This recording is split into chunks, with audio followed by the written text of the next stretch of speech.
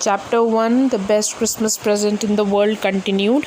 I had done till when in the comprehension 3 we had seen that the writer had gone to see the lady, but he could not find her, and then he got to know from the neighbor of that old lady that she was in a nursing home, and it was in Burlington House and on the Dorchester Road on the other side of town. So we had done till here, and I will continue after this. Now I found Burlington House nursing home easily enough, so he was able to find it very easily.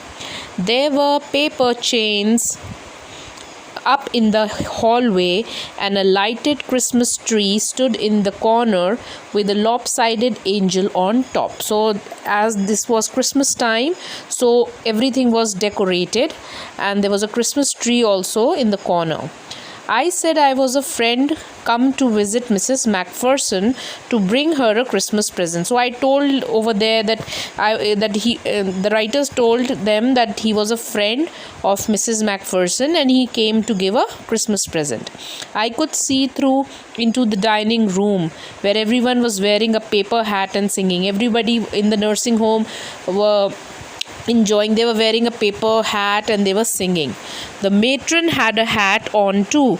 Even the matron was wearing a hat and seemed happy enough to see me. She was quite happy to see the writer because nobody used to come to meet Mrs. Macpherson, so that's why. She even offered me a mince pie. She gave me mince pie also. It's something to eat. She walked me along the corridor. So she helped me on the way. The lady walked him along the corridor. Mrs. Macpherson is not in with the others, she told me.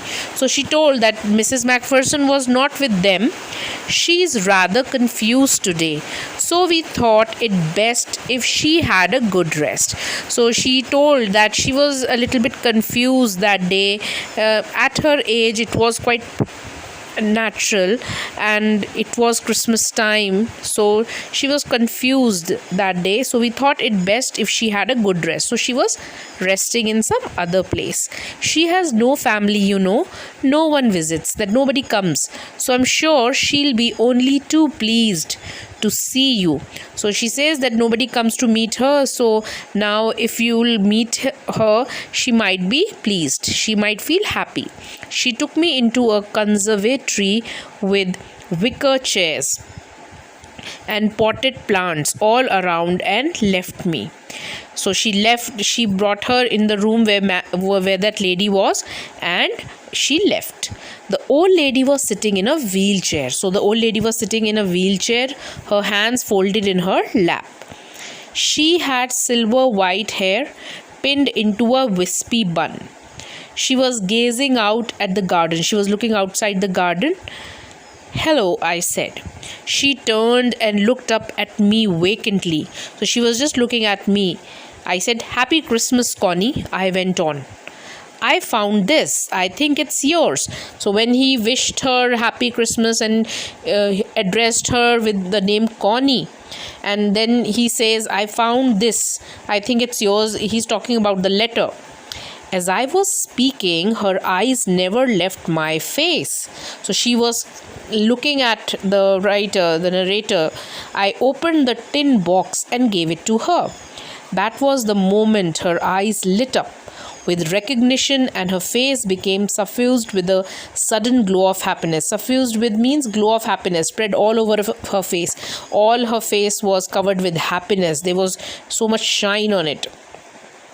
I explained about the desk, about how I had found it, but I don't think she was listening. I was telling her about the desk, that how I got the desk and how I got the letter, but he thinks that she was not listening to all these things. She was only staring at him. For a while, she said nothing, but stroked the letter tenderly with her fingertips. So she was just very smoothly, softly, tenderly, she was just touching the letter. Suddenly she reached out and took my hand, and then suddenly she took the writer's hand. Her eyes were filled with tears. She was crying. You told me you'd come home by Christmas, dearest, she said, and here you are. So now she's saying, you told me you'd come home by Christmas. If you remember, in the letter it was written that we'll meet soon. We shall be together again soon, I'm sure. That Christmas time it was. So she's thinking about that only. And she's saying, and here you are, the best Christmas present in the world. Come closer, Jim, dear. Sit down. So now she says, you told me you'd come home by Christmas, dearest, she said.